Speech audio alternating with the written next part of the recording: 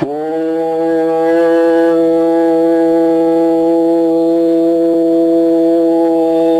ஈஸ்வரா குருதேவா. தன்னை அறியாமலேயே நல்ல உணர்வு ஊட்டும் நிலைகள் ஞானிகளால் வகுக்கப்பட்ட தத்துவம் இது. சொல்றது உங்களுக்கு சரிங்களா? பொட்டு வைக்கிறேன், நான் எடுத்து அழகு பொட்டு என்ன செய்யறாங்க, என்னை பார்த்த உடனே பொட்டு வச்சிருக்க அழகை பார்த்து என்னை மெச்சணும் தான் வைக்கிறாங்க. ஆக சேலையை கட்டும்போது என்ன செய்யறாங்க, அழகான சேலை வேணும் தான் நினைக்கிறாங்க. நகை போடுறோம்னா தன்னை அழகுப்படுத்தல மற்றவங்க மெச்ச வேணும் தான் நகை போடுறாங்க. ஆக தன்னை மெச்ச வேண்டும் என்ற அழகான நகையை நமக்குள் எண்ணத்தை போடுறோமானா இல்லை. ஆக நகை போட்டோம்னா நம்ம பார்த்த உடனே நகை போட்டிருக்காங்கிற நிலையில அவங்க அதை பார்த்து மெச்சணும் நின்றாங்களே தவிர எனக்குள் உயர்ந்த குணங்கள் வேணும், நகை ஆபரணங்களாக அமைய வேண்டும். அந்நகைகள் அணிவது ஒரு நகை அணிந்தாலும் இதே போல எனக்குள் வெறும் நகை போட்டு என்னை பார்த்து நீங்க பார்க்கணும்னு இல்லை.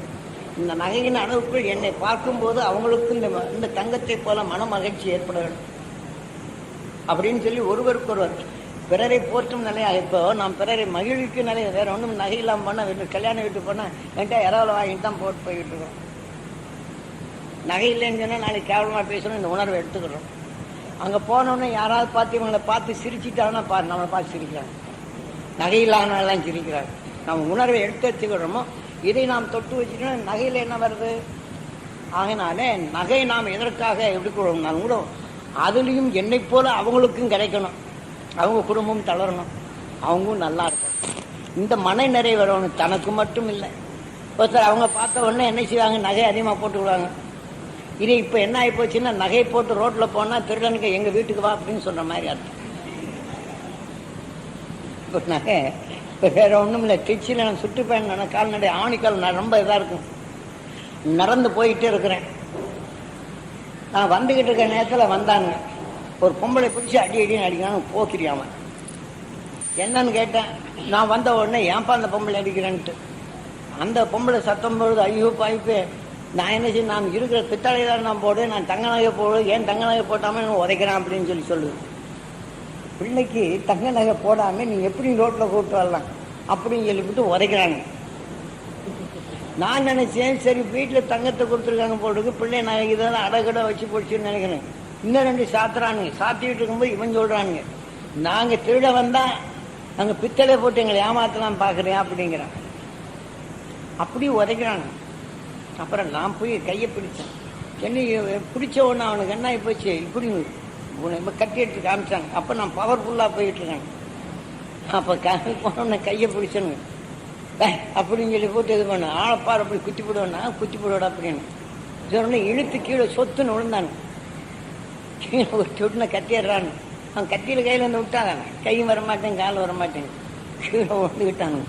அப்புறம் அங்கே இருக்கிறவங்களாம் ரவுடியா, அவன்கிட்ட ஒன்றும் பேச முடியாது. நீ என்ன ரோட்டில் போகிற, நீ போகும்போது தீர்த்து போடாங்க அப்படின்னாங்க. அவன் தீர்க்கட்டு, அவன் எண்ணம் தீர்ந்து போகும் அப்படின்ட்டு.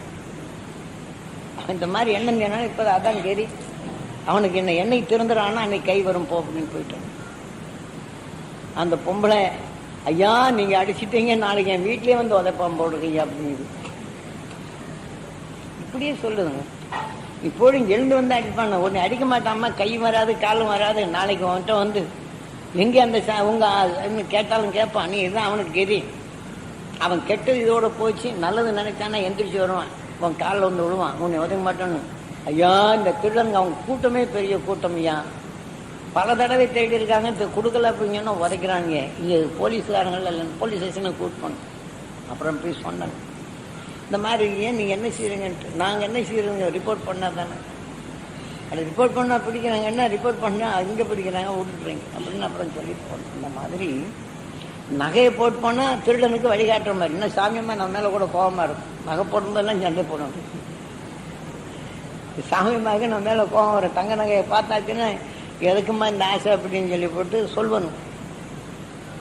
கொஞ்ச நாள் வரையும் அதுக்காக வேண்டியதே வாங்கி வாங்கி விற்றுப்பிட்டீங்களான்னு கேட்கணும் சாமியம்மா. அதை நடந்த நிகழ்ச்சி